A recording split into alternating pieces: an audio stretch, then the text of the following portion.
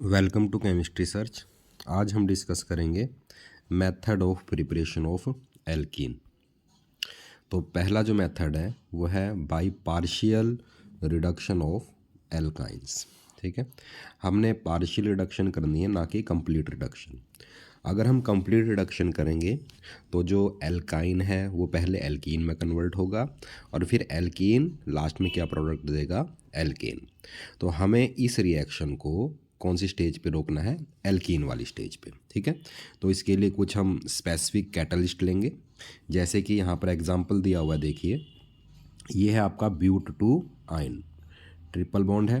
ठीक है, तो हम लेंगे hydrogen in the presence of platinum over calcium carbonate, और हम इसमें थोड़ा सा सल्फर या फिर लिंडलर्स कैटलिस्ट मिला देंगे। ठीक है, लिंडलर्स कैटलिस्ट है आपका क्विनोलाइन, जो कि एक पॉइजन की तरह काम करता है। पॉइजन में क्या होगा, जो आपकी रिडक्शन होगी वो होगी पार्शियल। कहने का मतलब है वो कौन सी स्टेज पर रुक जाएगी, आपकी एल्कीन की स्टेज पर।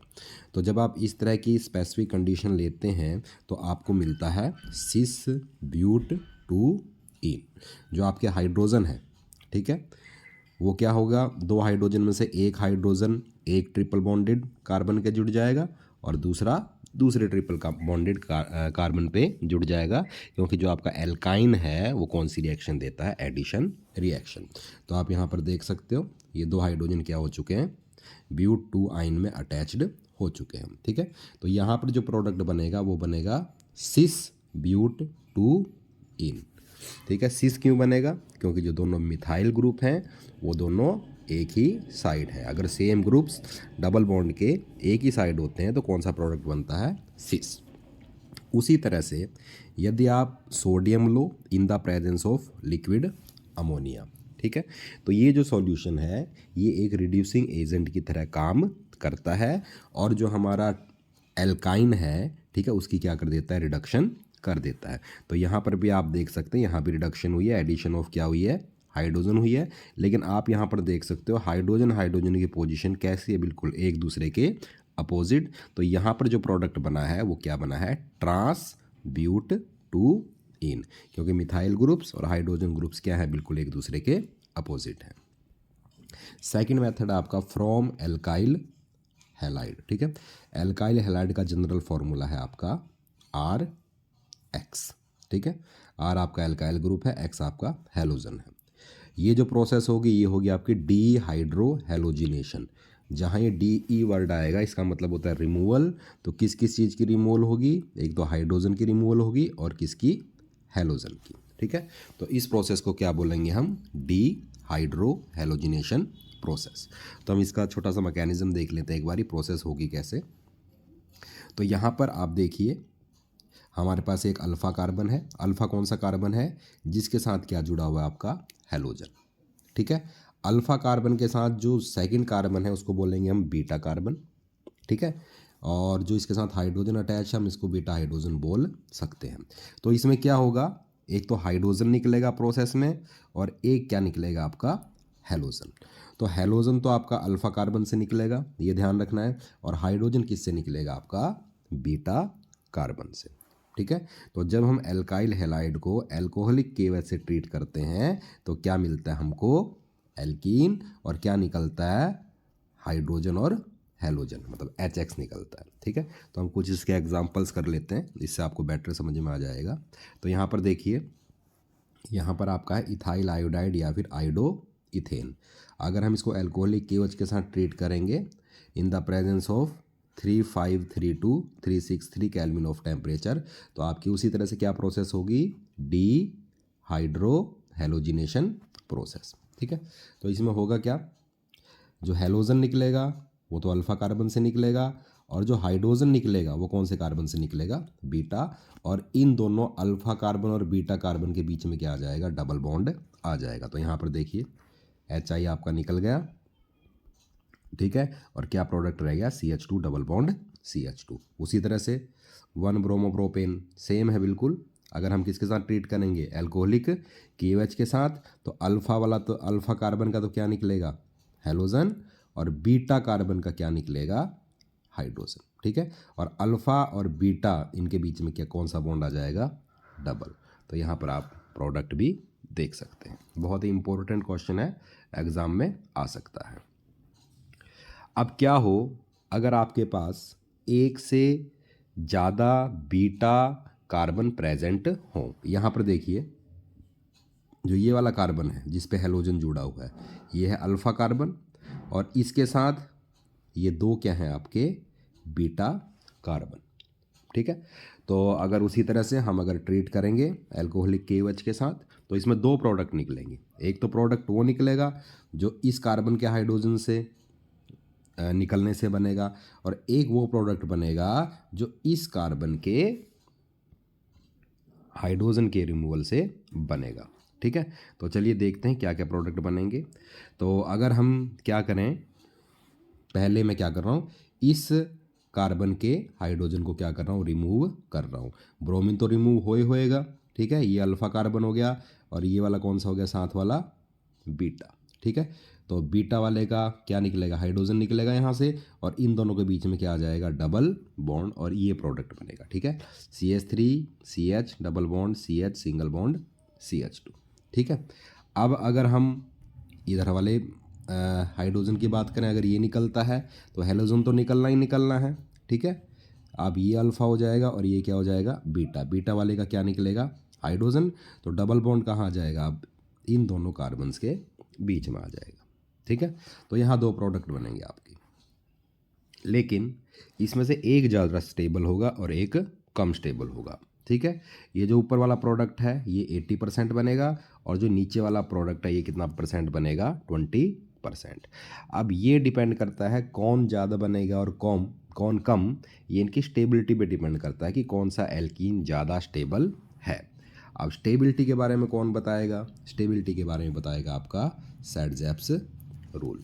ये भी बहुत इंपॉर्टेंट आपका रूल है, 1 नंबर का क्वेश्चन आता है। ठीक है, तो ये रूल क्या कहता है कि जब भी दो एल्कीन बनते हैं, जैसे अभी हमारा पीछे हम दो प्रोडक्ट बनाए हैं। ठीक है, कौन सी प्रोसेस के दौरान, डिहाइड्रोहेलोजिनेशन रिएक्शन के दौरान, it is always the more highly substituted alkene which is predominant.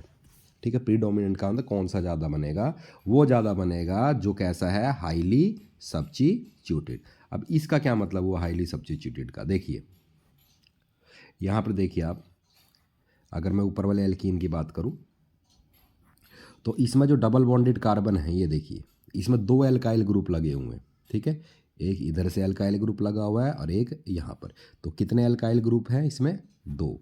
अगर मैं नीचे वाले प्रोडक्ट की बात करूं तो इसमें डबल बॉन्डेड कार्बन को छोड़ के देखिए कितना एल्काइल ग्रुप लगा हुआ है, कि इस पर केवल एक ही एल्काइल ग्रुप लगा हुआ है। तो ऊपर वाला ज़्यादा सब्स्टिट्यूटेड है, ज़्यादा सब्स्टिट्यूटेड का मतलब ज़्यादा एल्काइल ग्रुप लगे हुए हैं, और नीचे वाला कम सब्स्टिट्यूटेड है, इसका मतलब उसमें कम एल्काइल ग्रुप लगे होते हैं। तो सैडजैप्स रूल ये कहता है कि जो ऊपर वाला प्रोडक्ट है ये ज़्यादा स्टेबल होगा, ज़्यादा स्टेबल होगा तो ये ज़्यादा बनेगा। उसी तरह से नेक्स्ट आपका एसिडिक डिहाइड्रेशन ऑफ एल्कोहल। ठीक है, डिहाइड्रेशन का मतलब आपको पता है क्या है, रिमूवल ऑफ वाटर। उसी तरह से है बिल्कुल ये। ठीक है, जैसे हमने अभी डिहाइड्रोहेलोजिनेशन करा था, तो किसकी डिहाइड्रेशन है आपकी, एल्कोहल की। एल्कोहल क्या होता है, जिसमें कौन सा ग्रुप होता है, OH। उसी तरह से जिस कार्बन पे आपका OH ग्रुप जुड़ा हुआ है उसको आप अल्फा कार्बन बोलोगे, और साथ वाले कार्बन को क्या बोलोगे आप, बीटा कार्बन। तो जब आप इसको कंसनट्रेटेड H2SO4 के साथ हीट करते हैं आपके एल्कोहल को, जो कंसनट्रेटेड H2SO4 है ये आपका डिहाइड्रेटिंग एजेंट, ये वाटर को रिमूव करने में क्या करता है, मदद करता है। तो उसी तरह से सेम बिल्कुल OH निकलेगा अल्फा कार्बन से, और H निकलेगा कहाँ से, बीटा कार्बन से। तो क्या निकल जाएगा, वाटर, और अल्फा और बीटा के बीच में कौन सा बॉन्ड आ जाएगा, डबल बॉन्ड, और क्या बन जाएगा आपका, एल्कीन। ठीक है, उसी तरह से बिल्कुल जैसे हमने डिहाइड्रोहेलोजिनेशन करी थी। अब यहाँ पर एग्जांपल देखिए, इथाइल अल्कोहल को हमने हीट कर दिया 95% H2SO4 के साथ। ठीक है, तो आपका एक तो OH निकलेगा, और साथ वाले कार्बन का क्या निकलेगा, H निकलेगा। ठीक है, तो अल्फ़ा ये अल्फा कार्बन हो गया आपका, इधर वाला बीटा हो गया, तो इन दोनों के बीच में कौन सा बॉन्ड आएगा, डबल बॉन्ड, और ये प्रोडक्ट बन गया आपका इथीन। कुछ एग्जांपल्स और हैं, यहाँ पर देख लीजिए आप। ये है आपका प्रोपेन 2 ओल, ठीक है। यदि आप इसको H2SO4 के साथ हीट करते हैं तो उसी तरह से क्या होगा, इसमें भी डिहाइड्रेशन, ये आपका OH निकलेगा, और साथ वाले कार्बन का क्या निकलेगा, आपका H निकलेगा, ठीक है। तो क्या प्रोडक्ट बन गया आपका, प्रोपीन। उसी तरह से साइक्लोहेक्सेनोल है, ठीक है, OH निकलेगा, और साथ वाले कार्बन का क्या निकलेगा, H, और इन दोनों कार्बन्स के बीच में क्या आ जाएगा, डबल बॉन्ड, और ये बन गया आपका साइक्लोहेक्सीन, ठीक है। उसी तरह से एक एग्जांपल और है आपका, ये आपका 2 मिथाइल प्रोपेन 2 ओल। इसकी भी अगर हम डिहाइड्रेशन करेंगे इन द प्रेजेंस ऑफ एसिड, उस तरह से एक OH निकलेगा, और साथ वाले कार्बन का क्या निकलेगा, H, ठीक है। ये जो तीनों मिथाइल ग्रुप हैं ये सिमिट्रिकल हैं, तीनों की नेचर सेम है, तो किसी भी कार्बन से आप क्या निकाल सकते हो, हाइड्रोजन निकाल सकते हो, और अल्फा और बीटा वाले कार्बन के बीच में क्या आ जाएगा, आपका डबल बॉन्ड आ जाएगा। अब यहाँ पर उसी तरह से जो हम सेट-जेप्स रूल लगेगा, अगर आपका एक से ज़्यादा तरह के क्या हो, बीटा हाइड्रोजन प्रेजेंट हो तो क्या होगा, ठीक है। अब यहाँ पर ये देखिए, ये कौन सा कार्बन, अल्फ़ा, जिस पे क्या जुड़ा हुआ है, OH ग्रुप, और साथ वाले कौन से कार्बन है आपके, बीटा। तो 2 प्रोडक्ट बनेंगे इसमें। एक बार तो जो ये वाला है आपका बीटा 1 बीटा 2 कह देते हैं हमको, एक प्रोडक्ट तो वो बनेगा जब बीटा 2 हाइड्रोजन निकलेगा, और एक प्रोडक्ट कब बनेगा, जब बीटा 1 हाइड्रोजन निकलेगा, ठीक है। तो जब हम कौन सा निकालें, पहले बीटा 1 वाला निकालते हैं तो ये प्रोडक्ट बनता है, ठीक है। तो इसका H हो जाएगा CH2 वाले का, ठीक है, साथ वाले का OH हो जाएगा, तो क्या निकल जाएगा यहाँ से, H2O, तो ये बन जाएगा ब्यूट 2 इन, और अगर हम बीटा 2 वाले से निकालते हैं हाइड्रोजन तो क्या प्रोडक्ट बनेगा, ब्यूट 1 इन। उसी तरह से ब्यूट 2 इन, ये कितना परसेंट बनेगा आपका, 80% ज़्यादा बनेगा, क्योंकि ये मोर सब्स्टिट्यूटेड है, इस पर ज़्यादा कौन से ग्रुप लगे हुए हैं, एल्काइल ग्रुप लगे हुए हैं। इसमें 2 लगे हुए हैं, और इसमें केवल एक एल्काइल ग्रुप लगा हुआ है, किसके साथ, एल्कीन के साथ। तो ये नीचे वाला लेस स्टेबल होगा और ऊपर वाला मोर स्टेबल होगा, ठीक है। Thank you.